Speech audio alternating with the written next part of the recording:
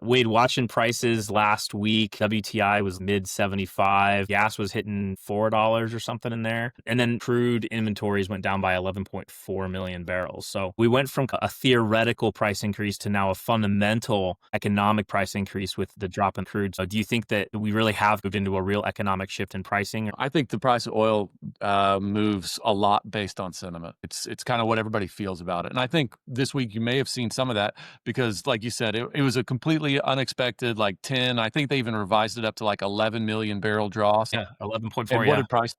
Like, there was no huge spike. There was no, $5 increase or anything along those lines. And so I think, right now, I think the conflict between Israel and Iran and kind of the US's will they, won't they get involved, I think that definitely pulled up the oil price from, where we were bottoming out the fees and then kind of getting there into the mid 60s or so. So I think that's definitely helped pull it up. But, I also think one headline could either pull it up further or drag it down more. I think it's just so dependent upon what everybody feels like the future usage is going to be. Well, and I think more importantly, what point are these companies comfortable to say, okay, we're going to start drilling again, or we're going to bring back employees, right? I think that's a bigger tell is the overall comfort of getting back to work on things. There's obviously been a ton of layoffs in the industry over the past couple weeks and months, but at what point do companies say, hey, look, we're comfortable again, let's get back to it, right? I'll tell you, I don't think that's anytime in the next few weeks. I think what we've seen in the industry is we've seen so many ups and downs, so many cycles over the past decade that, like we will see those temporary price spikes, but nobody's going to respond to it over a period of days.